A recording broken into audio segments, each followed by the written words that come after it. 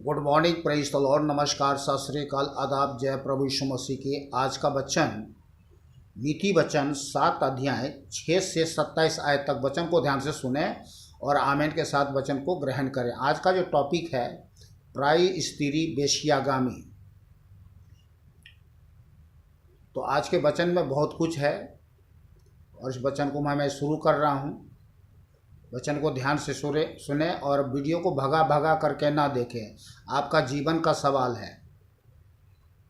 संसार में आज के समय में बहुत कुछ गड़बड़ होने जा रहा है और हो रहा है और होने जा रहा है। यदि आज इस बात से अगर हम लोग जागृत ना हो करके इस काम को रोकथाम ना करेंगे तो लोगों का जीवन बर्बाद, भविष्य बर्बाद, देश का देश बर्बाद हो जाएगा। और इसमें शैतान का बहुत बड़ा सोच विचार, कार्य और हाथ है। तो चलिए शुरू करते हैं वीडियो को।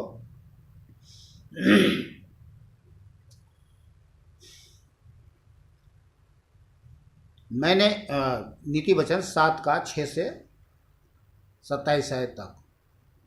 मैंने एक दिन अपने घर की खिड़की से अर्थात अपने झरोखे से झांका, तब मैंने भोले लोगों में से एक निर्बुद्धि जवान को देखा। वह उस स्त्री के घर के कोने के पास की सड़क पर चला जाता था और उसने उसके घर का मार्ग लिया। उस समय दिन ढल गया और संध्या आ गया था, वरन रात का घोर अंधकार छा गया था। और देखो, उससे एक स्त्री मिली जिसका भेष वेश्या का सा था और वह बड़ी धूर्त थी। वह शांति रहित और चंचल थी और अपने घर में न ठहरती थी। कभी वह सड़क में, कभी चौक में पाई जाती थी और एक एक कोने पर वह बाट जोहती थी ताकि शिकार को फंसाए। तब उसने उस जवान को पकड़कर चूमा और निर्लज्जता की चेष्टा करके उससे कहा, मुझे मेल बलि चढ़ाने थे और मैंने अपनी मन्नतें आज पूरी की है।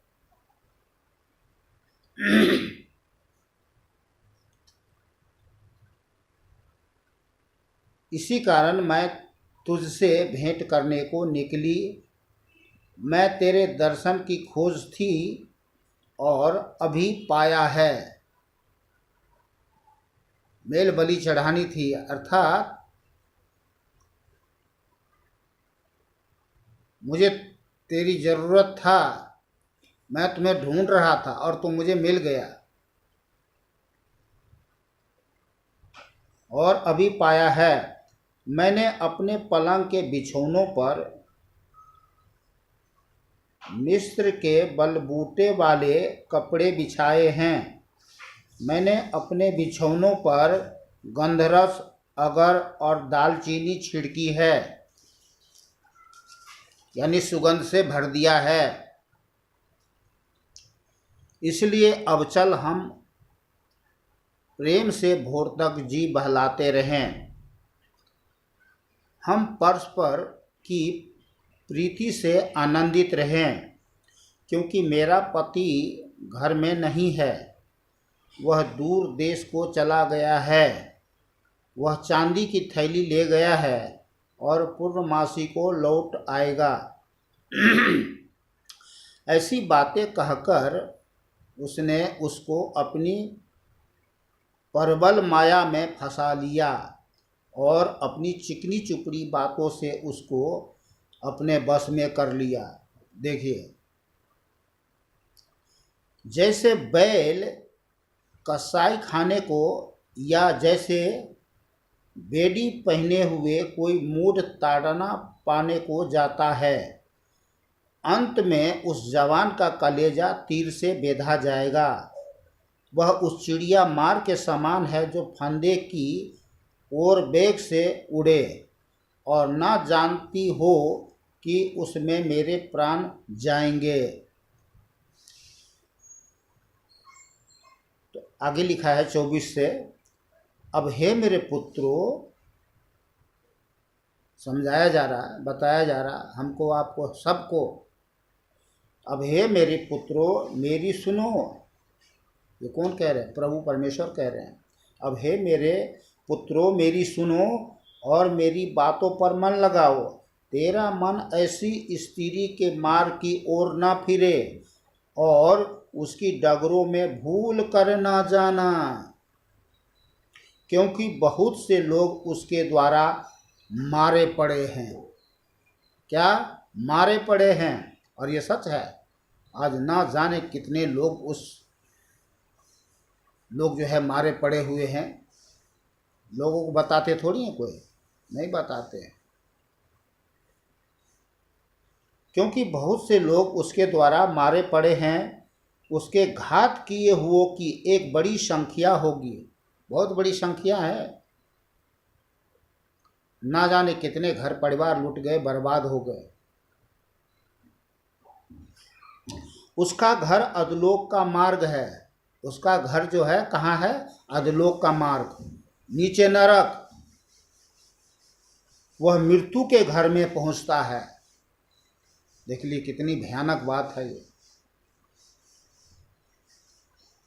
बड़े बड़े राजा महाराजा इसमें लूट गए, बर्बाद हो गए। उसका राज्य लूट गया, बर्बाद हो गया। बाकी लोग फिर क्या है, क्या मायने रखता है? ये बहुत बड़ा शैतान का षड्यंत्र है। इसमें लोगों को बड़ी आसानी से फंसाया जाता है। चलिए हम आगे चलते हैं। नीति वचन 9 अध्याय 17 और 18 आए थे। चोरी का पानी मीठा होता है। सुनिए ध्यान से। चोरी का पानी मीठा होता है और लुके छिपे की रोटी अच्छी लगती है। वह यह नहीं जानता कि वहाँ मरे हुए पड़े हैं और उस स्त्री के न्योताहारी अधोलोक के निचले स्थान में पहुँचते हैं। सबसे निचले स्थान में पहुँचते हैं। जो उस स्त्री के न्योताहारी है और जो लोग उसके चक्कर में फंसते हैं, वो निचले अधोलोक, नीचे नरक में पहुंचते हैं। बच नहीं पाएंगे। मजा का सजा भयानक है। चलिए आगे चलते हैं। नीति वचन 23 अध्याय 27 और 28 आयत। बेसिया गहरा गड्ढा ठहरती है। बेसिया गहिरा गड्ढा ठहरती है और राई स्त्री सकरे कुएं के समान है। वह डाकू के समान घात लगाती है। माय गॉड, किसके समान? डाकू के समान घात लगाती है और बहुत से मनुष्य को विश्वासघाती करती है, विश्वासघाती कर देती है।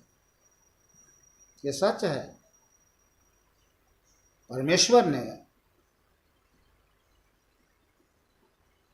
जो आज वचन दिए हैं, कल भी हमने इसी विषय पर बोला था और बहुत सारे वचन हैं, तो कल भी हमने इसी विषय पर बोला था। ये हमारी ओर से नहीं है, हमारी दिमागी तौर तरीके सोच विचार का काम नहीं है। ये परमेश्वर, जब तक परमेश्वर हमें कोई वचन ना दे, हम बोल नहीं सकते हैं। आप लोगों तक पहुंचा नहीं सकते। जो हमें वचन मिलता है वो हम आप लोगों तक पहुंचाते हैं।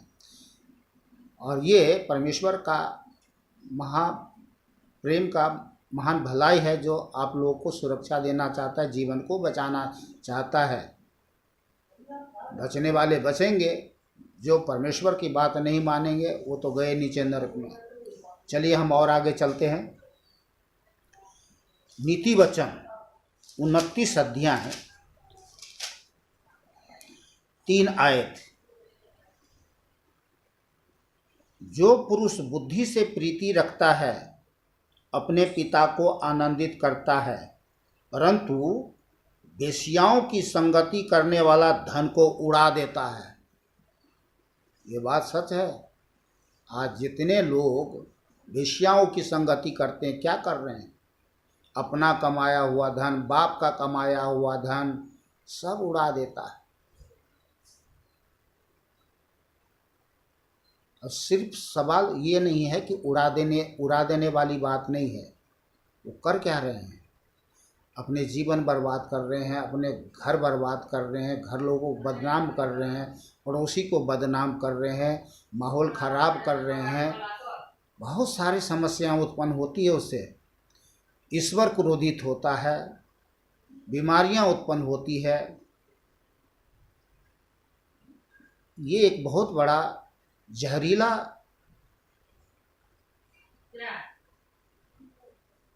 इसको यही कहा जाए, एक बहुत बड़ा जहर फैलाया जाता है। चलिए हम आगे चलते हैं।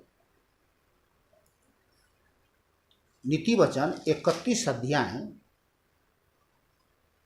3 आयत। अब प्रभु यहाँ पर आपको, हमको, सबको समझा रहे हैं, बता रहे हैं क्या? अपना बल स्त्रियों को ना देना, ना अपना जीवन उसके बस में कर देना, जो राजाओं का परोश खा जाती है। तो ये जो होती है पराई स्त्री, वेश्या, इसको क्या नहीं करना है? अपना बल नहीं देना है। अपना इज्जत, अपना शक्ति, अपना पैसा, अपना मान, अपना सामान, सब कुछ खो देने के बराबर है। अगर दे दिया उसको तो गए काम से। कहावत में है ना, एक लोग कहते हैं गया भैंस पानी में। अब भैंस तो पानी में तो गया तो क्या करेगा? मगरमच्छ उसको क्या करेगा? नोच नोच के खा डालेगा। चलिए और भी आगे चलते हैं, और भी वचन है। शुभोपदेशक 7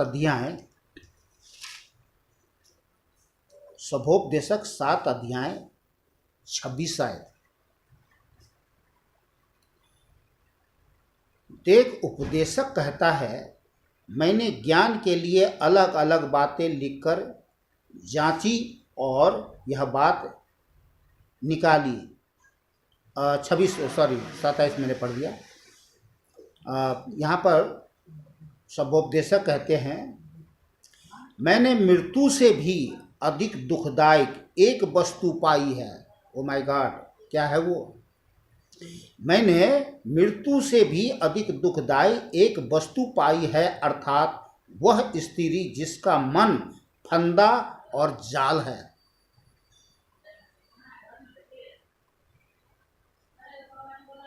ये पढ़ने में मुझे बहुत अच्छा लग रहा है। क्यों अच्छा लग रहा है? ये दिमाग को सन कर देने वाला, दिमाग को खोल देने वाली बातें हैं।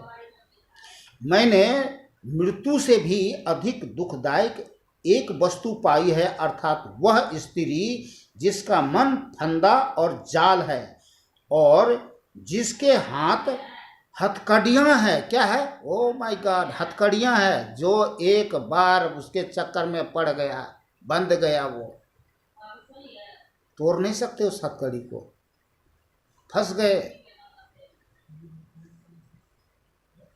तो मैंने मृत्यु से भी अधिक दुखदायक एक वस्तु पाई है, अर्थात वह स्त्री जिसका मन फंदा और जाल है और जिसके हाथ हथकड़ियाँ हैं। जिस पुरुष से परमेश्वर प्रसन्न है वही उसे बचेगा, परंतु पापी उसका शिकार होगा। जिस पुरुष से परमेश्वर प्रसन्न है वही उससे बचेगा, परंतु पापी उसका शिकार होगा। ध्यान करिए, तो किससे प्रसन्न है प्रभु? परमेश्वर किससे प्रसन्न है? जो उस जीवित अद्वैत परमेश्वर यीशु पर विश्वास करता है उसी से प्रसन्न है। बाकी संसार में शारीरिक संसारिक अपने सोच विचार तौर तरीके से झूठे कर्म धर्म रीति रिवाज के अनुसार जो जीवन जीते हैं वे सब पापी है, महापापी है, और उनके जीवन में महाघृणित काम देखा जाता है। पापी तो सभी है, हम भी पापी थे। हम कौन से धर्म की कुंड से निकले हैं? हम भी पापी थे, पर हमने मन फिराया, हमने पछताव किया, हे प्रभु मैं पापी हूँ, मेरे पापों को क्षमा कर, मुझ पर दया कर, मुझे बचा ले प्रभु। मैं महापाप में घृणित जीवन जी करके मैं नरक अग्नि कुंड में नहीं जाना चाहता हूँ, प्रभु मुझे बचा ले। प्रभु ने दया की और तुरंत बचा लिया, मेरा जीवन बदल गया। आज सारे बुराई से अलग होकर जीवन को प्रभु को चरणों में समर्पित करके जीवन जी रहा हूँ। परमेश्वर जो दयालु है, दया का धनी है, करुणामय परमेश्वर है, प्रतिदिन हम पर दया दृष्टि बनाए रखते हैं, अपने बलवंत धर्म में दाहिने हाथों में लेकर संभाले रहते हैं। हर दुख संकट समस्या भूख हर परेशानी से शैतान के सोच से विचार से कार्य से जाल से बचाए रखे हुए हैं। और परमेश्वर ने इतना बड़ा महान सौभाग्य दिया है कि हम आप भाई बहन बच्चों दोस्तों लोगों को ये वचन सुनाने का सौभाग्य दिया। यह सौभाग्य आपके लिए भी है।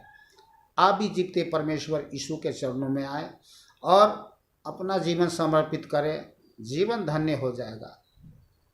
करना कुछ नहीं है, जैसा शैतान ने अफवाह फैला रहा है, कर्म बदलना पड़ेगा, धर्म, ये सब कुछ नहीं भैया। सदियों से लोगों ने अपने जीवन को बदलने के लिए कर्म धर्म बदलते बदलते आज लोगों का जीवन बेकार और भी बेकार हो गया।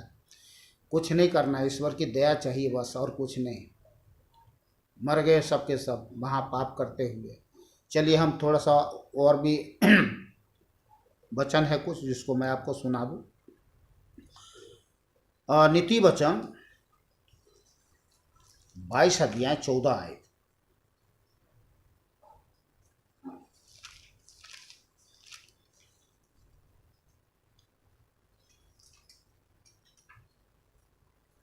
पराई स्त्रियों का मुंह गहरा गड्ढा है, जिससे यहोवा क्रोधित होता वही उसमें गिरता है। तो किससे क्रोधित होता है?